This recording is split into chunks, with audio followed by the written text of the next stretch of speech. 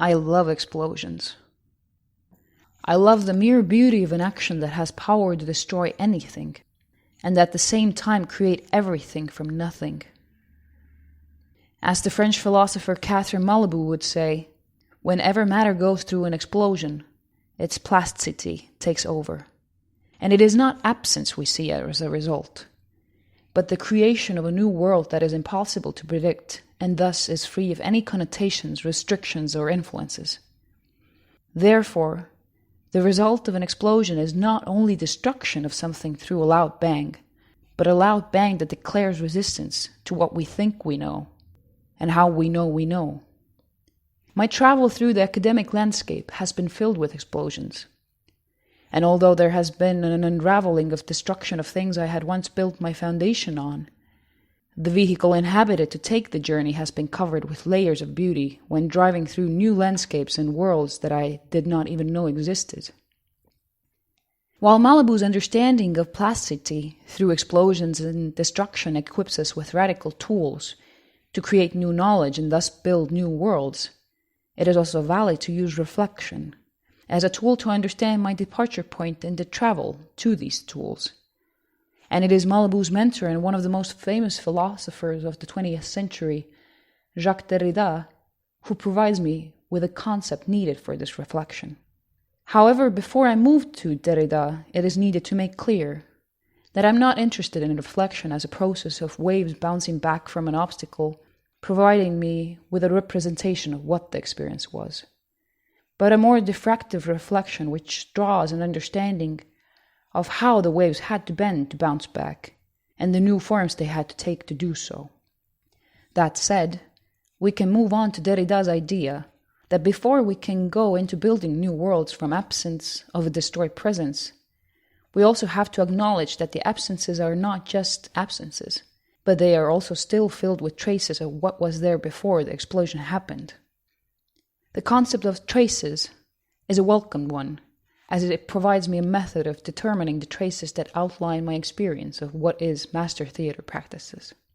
The first and pivotal trace is left behind by the explosion that triggered the metamorphosis of my understanding of body.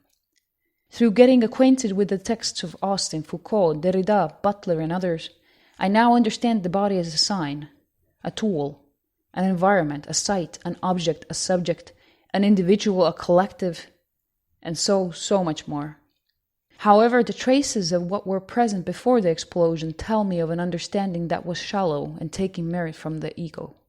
The traces tell a story of an understanding that was constructed through the mainstream cognition of a flexible body that could change only in the ways useful for the society it is in. Thus, it has become clear that to even build new worlds, my understanding of the body has to be ready to bend, not to serve the conception of usefulness, but a conception of fighting to be free. The second trace that could be dissected are the ideologies that emerge during the explosion process of doing research when old knowledge and experiences are being pulled apart to form something new. My research has been outlined with triggering memories to trace how my identity has been formed, and it has become apparent that I am the love child of a post-Soviet environment and capitalism falling in love for the first time, and the main focus of my identity is constructed exactly from that narrative. My first memories consist of visiting McDonald's, opening up in Estonia in the beginning of the 90s, and the process of understanding that a complete person is the one who keeps money in the state of flux, as they are helping to build a young economy while paying 8% of their salary to buy one burger. The continuous combining and clashing of two different worlds is the paradoxical force that keeps me driven as an artist, but makes me as a person dependent on capitalism, as I store my identity in things over experiences. The third and the final trace for now is the emergence of the artistic need to create a new world that tries to resist capitalism, thus denouncing its own roots through sequentially destroying the presence on what it lies.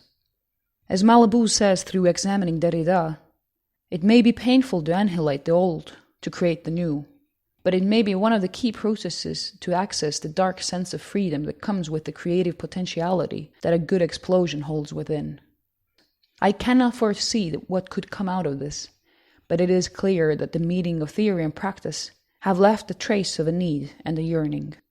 In conclusion, I would love to say that this travel through the landscapes filled with clever landmines has not been an easy one. And I do know that I'm only in the beginning of a journey what predicts to be a life-changing one. However, I'm thankful for this chance to find my tools, to dissect, understand, and when ready, to make my own explosions in the future, to create absence where I find the presence to be unbearable. With respect, student number 1541622.